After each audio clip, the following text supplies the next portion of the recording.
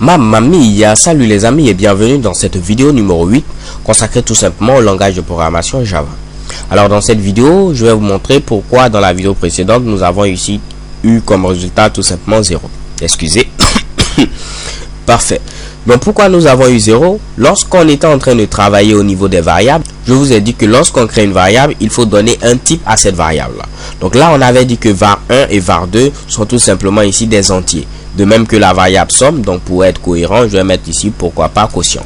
Ok, parce qu'on ne fait plus la somme, on essaie d'obtenir tout simplement le résultat de la division. Également à ce niveau, je vais modifier pour mettre ici quotient. Donc j'enlève ce Mitsubishi et je mets ici quotient. Parfait. Donc var1 et var2 sont des entiers. Donc en grosso modo, lorsque je viens à ce niveau, de même que quotient est un entier, je vais diviser ici 5 par 10. Si je divise 5 par 10, je dois avoir ici comme résultat 0.5. Mais vu que j'ai dit que ces deux variables sont des entiers et que je dois stocker ce Mitsubishi au niveau de quotient, j'aurai tout simplement ici comme valeur un entier. Parce que ce quotient ne peut pas tout simplement contenir un réel. 0.5 est un réel, ce n'est pas un entier.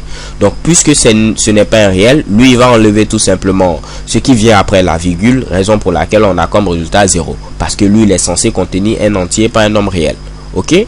Donc la première idée qui peut vous venir à l'esprit, c'est tout simplement de remplacer ici int par double, ce qui va faire que quotient à ce niveau va représenter tout simplement un nombre réel.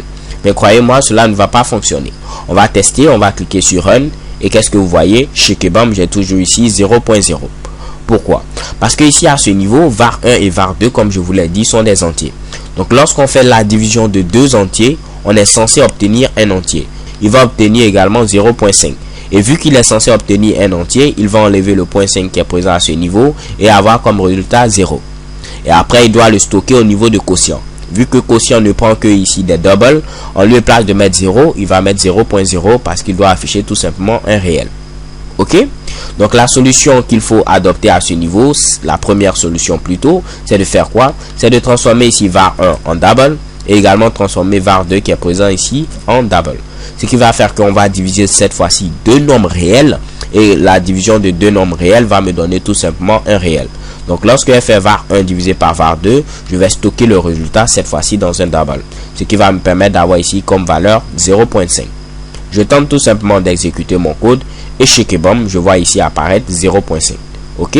Donc vu que ces deux éléments sont maintenant des réels, je peux faire leur division et j'aurai comme valeur un réel également 0.5. Si vous voulez garder tout simplement ici var1 en int et var2 également ici à ce niveau en int pour dire tout simplement des entiers, je vais utiliser une autre technique qu'on appelle ici le casting. Le casting ou transtypage va vous permettre de pouvoir convertir une variable qui est dans un type donné en un autre type. Donc par exemple var1 et var2 sont à ce moment tout simplement des entiers. Je peux convertir var1 ici en double.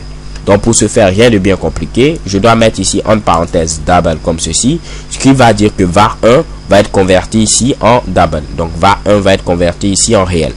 Donc j'aurai ici cette fois-ci un réel divisé par un nombre entier, le réel prend le dessus et j'aurai ici comme valeur tout simplement ici un réel. Donc en faisant ici ce casting, j'aurai comme valeur ici tout simplement 0.5. Ok? J'aurais bien pu ici essayer de copier ce Mitsubishi et transformer également var2 en réel. Et j'aurai ici la division encore de deux nombres réels. Je tente d'exécuter ce Mitsubishi. Chez Kebam, j'ai comme résultat 0.5. Si j'enlève ici mon double qui est présent à ce niveau, comme je vous l'ai dit, un réel sur un entier, le réel emporte, j'aurai également 0.5. Je tente d'actualiser. Chez Kebam, 0.5. Si j'avais laissé ici var2 tout simplement en réel et j'avais enlevé ici ce Mitsubishi, vu qu'il y a l'un des deux qui est un réel, forcément le résultat sera un réel. Je tente d'actualiser mon résultat. Chez Kebam, j'ai à nouveau 0.5. Donc les gars, en grosso modo, c'est tout ce que j'avais à vous présenter dans cette vidéo. Il faut savoir que la division de deux nombres entiers donne forcément un entier. Si je veux avoir un réel, soit je modifie tout simplement le type de mes deux variables, je mets ici double double, ou soit je vais utiliser tout simplement le casting qui me permet de pouvoir convertir une variable d'un type donné en un autre type. So thank you guys for watching. Don't forget to subscribe until the next video. XOXO.